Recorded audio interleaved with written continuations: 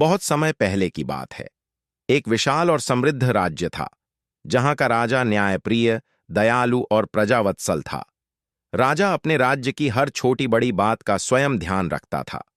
इसी कारण वह अक्सर थक जाता और दोपहर में कुछ समय आराम करता था।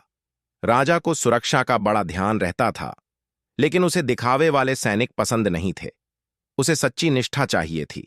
एक दिन राजा बगीचे में टहल रहा था।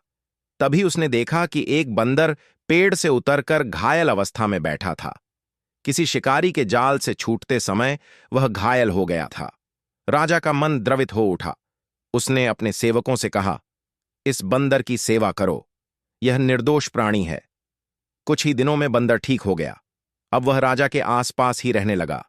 वह राजा से इतना जुड़ गया कि उसके बिना एक पल भी नहीं रहता। बंदर की निष्ठा देखकर राजा प्रसन्न हुआ और बोला, आज से तुम मेरे निजी अंगरक्षक हो।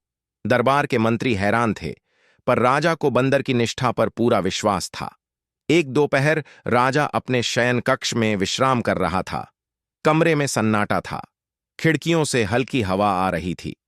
बंदर तलवार लेकर राजा के बिस्तर के पास खड़ा था। उसकी आंखें चौकन्नी थीं।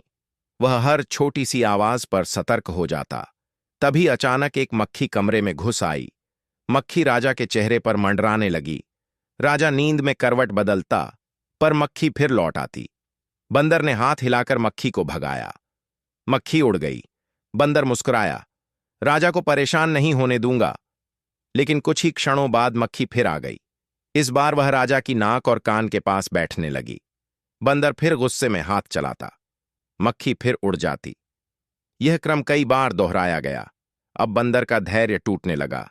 उसने सोचा, यह मक्खी राजा को बार बार परेशान कर रही है। अगर मैंने इसे हमेशा के लिए खत्म न किया तो राजा को चैन नहीं मिलेगा।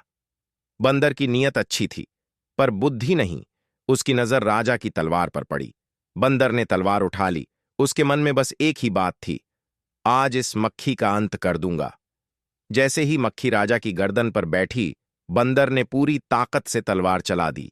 एक ही वार में मक्खी तो उड़ गई, लेकिन सोते हुए राजा की गर्दन कट गई। कुछ क्षणों बाद राजा के शरीर में कोई हलचल नहीं हुई। बंदर ने हिलाकर देखा, पर राजा की सांसें थम चुकी थीं। बंदर की आंखें फैल गईं। उसके हाथ से तलवार गिर पड़ी। वह जोर जोर से चिल्लाने लगा। सेवक दौड़े आए, मंत्री आए। राज्य में हाहाकार मच गया। बंदर समझ चुका था कि उससे बहुत बड़ी भूल हो गई है। उसकी मित्रता राजा के लिए घातक बन गई थी। राज्य ने एक नेक राजा खो दिया। कहानी की शिक्षा, मॉरल, केवल निष्ठा पर्याप्त नहीं होती, बुद्धि भी आवश्यक होती है।